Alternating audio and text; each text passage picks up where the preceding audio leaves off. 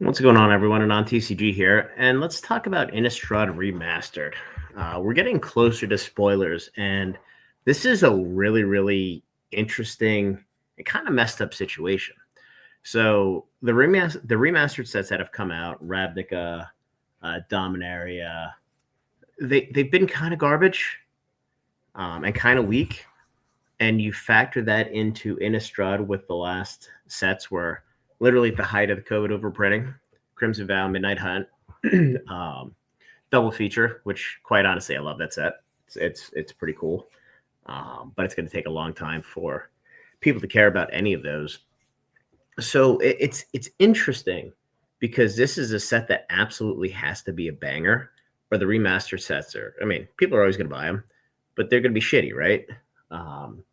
And couple that with Innistrad, which is pulling from a bunch of sets that, quite honestly, weren't great historically. We've seen a couple spoilers. I mean, obviously, we saw the Liliana, which is a card that doesn't even see any play at this point. It's completely worthless. There's really no land cycle. Not a whole lot of cards worth anything. You have Edgar Markov, who, if this is printed in a regular set, it's probably like reprinting one of the cards in Portal 3 Kingdoms. Chances are it gets printed to $10-15. So the question or challenge here is if you're Wizards, how do you make this a banger set when there's really not a whole heck of a lot to play with, right? Because I think the general population is really negative on this. My initial reaction is to be really negative on this. The price is up there. Distro price on a normal collector's box is somewhere around $180. For this, it's somewhere around $225, $230. So, it's similar to Modern Horizons 3 price-wise, I believe. So what's interesting is, you have the Edgar Markov here, and you have the whole Lord of the Rings out of 500. So out of 500 is good because from a collector's box perspective, there's going to be a fixed and limited print run. They haven't done that recently. And I know Rudy says that there are no reprints, one print run, et cetera. Quite honestly, I think that's bullshit. I think Kamigawa was printed multiple times in collector boxes. And it just smashed the market once the market started moving. Quite honestly, I think he's kind of full of shit. But the good news is since you have serialized cards, it's really difficult to prove or difficult to print extra, because ultimately if it's out of 500 and say you print 2 of every out of 500 just to get cute, eventually, theoretically, you could get caught. This is somewhat chasing the boogeyman, but out of 500, if you have similar pull rates to what we saw in Lord of the Rings, it could be a super tight print run. And if you look at the box right here, it says may include serialized cards.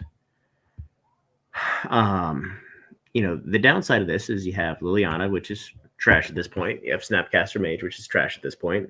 Edgar Markov's probably going to be printed to 0. So where does the value come from? They're effectively reprinting a plane that has absolutely 0 going for it. So, my initial reaction, much like Foundations, was to just skip the set. But I'm not going to. And the reason I say that is, we're going to have this TCG Player Cyber Weekend set coming out, and we have a bunch of Duskborn collectors and play boosters. We're probably going to blow through and use whatever we raise there and roll it into the product, and that's going to be $15,000-$20,000 of, quite honestly, just the Magic the Gathering allocation of the overall funds. I mean, we're huge into Pokemon. Obviously Magic we buy for the store, but at some point it's either going to have to do something or it's not. So it's an interesting dilemma. And then, obviously we want to make sure we have some spend going into some of the banger sets coming out, Final Fantasy, Spider-Man, etc. But let me know what you think, because it's everybody's reaction is going to be, it's going to be a garbage set because there's nothing to work with.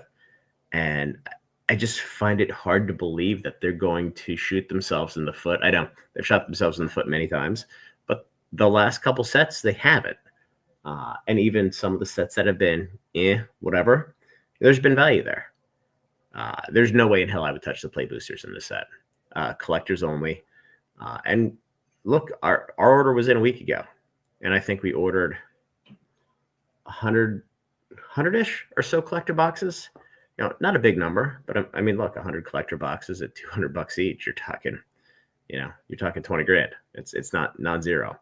So I would imagine we're going to get most of them between our spend across, Pokemon, Magic's obviously a lot less, and the fact that I believe the general public is just not going to touch this set store-wise because it's too risky. But I really have no idea. It's such a fascinating situation, and I tend to be a little bit of a contrarian. You look at this and you see that the world's going to hate it. It has the possibility of being, I don't want to say short printed, but a controlled printing is probably the appropriate term. I'm in and I'm interested, and hopefully we don't get smoked here. We did okay on Duskborn. On the collectors, the play boosters they are what they are.